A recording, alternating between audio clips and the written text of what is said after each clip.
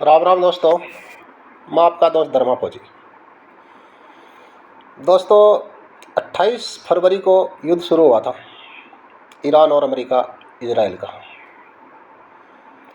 तब से लेकर कई देशों में जैसे खबर पड़ते हैं ना कि फलाने देश में इतना परसेंट डीजल महंगा हो गया कि किसी देश में तो मिलता ही नहीं है, किसी में पेट्रोल की कमी है, किसी में डीजल की कमी है, किसी में गैस की कमी है।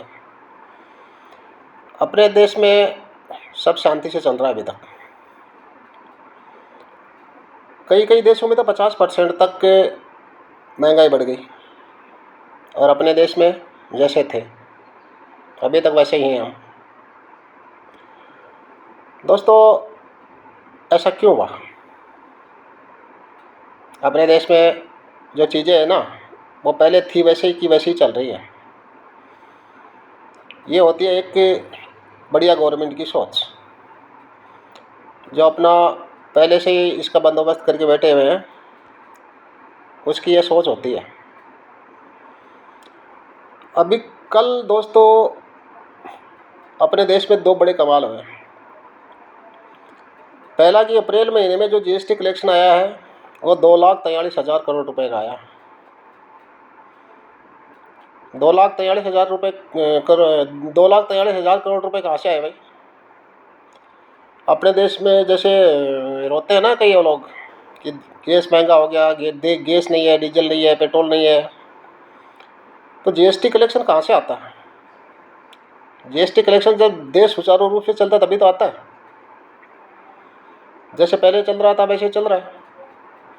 पूरी दुनिया युद्ध के मुहाने पर खड़ी है। पूरी दुनिया में गैस पेट्रोल डीजल की प्रॉब्लम आ रही है। अपने देश में जीएसटी बढ़ रहा है। तो इस जीएसटी के बढ़ने का मतलब तो यह हुआ कि भाई अपना देश जो है वो जिस गति से चल रहा था उसी से भी अच्छी गति पर चल रहा है। जीएसटी कोई ये तो नॉर्मल चीज़ तो है नहीं भाई। जीएसटी में सबसे बड़ा जो जीएसटी कलेक्शन आता है वो बड़े बड़े कल कारखाने हैं, जो कंपनियां हैं, फैक्ट्रियां हैं, वो चलती हैं तभी आता है।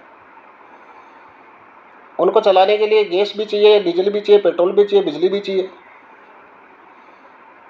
सबसे ज़्यादा तो चलो बिजली पर चलता है वो। आज अपने देश में बिजली की कोई कमी नहीं है।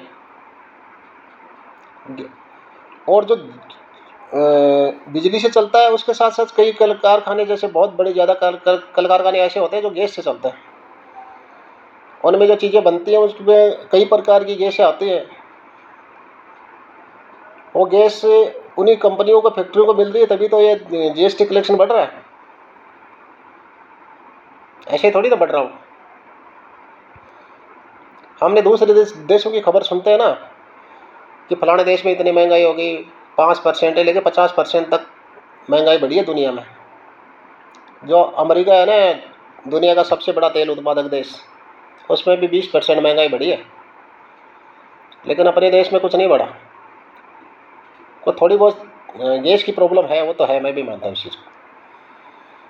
लेकिन जो अपने यहाँ जो देशद्रोही जैसे भोगते हैं ना, वैसा है, ऐसा कुछ नहीं है। अगर ऐसा होता तो इतनी बड़ी जीएसटी आती क्या देश में? एक महीने में 2.43 लाख करोड़ रुपए की कभी नहीं आती। दूसरी जो कमाल हुआ है वो है कार की बिक्री। अप्रैल महीने में 4.5 लाख गाड़ियाँ बिकी हैं। कार कंपनियों ने 4.5 लाख गाड़ियाँ बेच दी।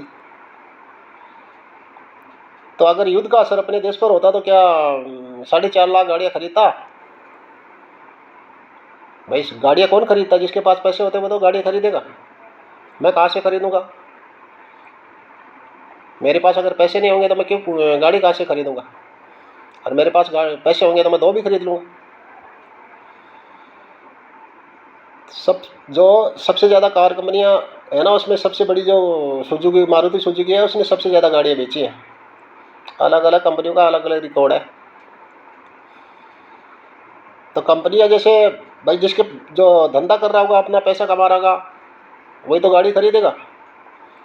पाकिस्तान थोड़ी खरीदेंगे।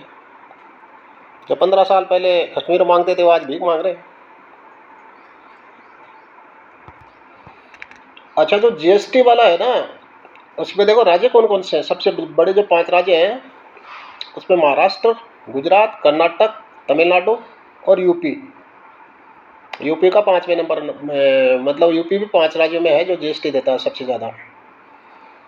आज से 5-7 साल पहले यूपी की हालत थी, तो यूपी में धंधा करने नहीं जाना चाहता था कोई भी। अपहरण उद्योग चलता था यहाँ पर यूपी बिहार में। जो बंगाल दुनिया का सबसे पहला जो सबसे 1 नंबर पर था, वो आज कहाँ चला गया? अंग्रेज अपने देश में व्यापार करने आए थे तो उनकी राजधानी कहाँ थी? सबसे बड़ा उन्होंने कंपनी का ऑफिस कहाँ खोला था? कोलकाता में खोला था। आज कोलकाता कहाँ पर है? वहाँ लूट मार काट बाट सब वही पहले यूपी में चलता था, बिहार में चलता था, अभी कोलकाता में चल रहा है। आज यूपी जीएसटी देने वाले राज्य के 5वें नंबर पर है। 5 राज्यों में वो है मतलब उसका नंबर। और अपने देश में ऐसे करते हैं कि यूपी में वो है, यूपी में ये है, बिहार में वो है, बंगाल में वो है। भाई जो राज्य महाराष्ट्र तो यूपी के बाद जैसे बंगाल था ना, वो उसकी जगह महाराष्ट्र ने ले ली। महाराष्ट्र में जो पहले बंगाल में जो बंदरगाह थे वो आज गुजरात और महाराष्ट्र में बन गए। बंगाल वाले वैसे के वैसे ही है।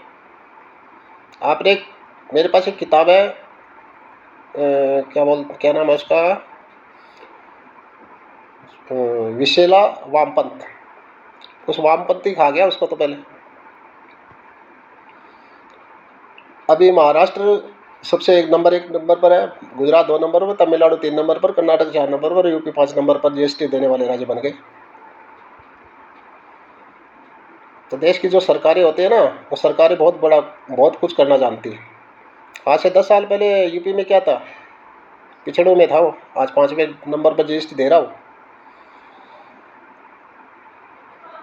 और अपने यहाँ पर कई हिजड़े नाचते हैं ना, ये कर दिया तो क्या होगा। कल एक बहुत बड़ा पत्रकार है, उसका वीडियो वायरल हो रहा था। अगर 5 घंटे बचा लोगे तो क्या कर लोगे वहाँ 5 घंटे में पहले जाके। एक्सप्रेस से जो बन रहा है ना, उसके बारे में बता रहा था।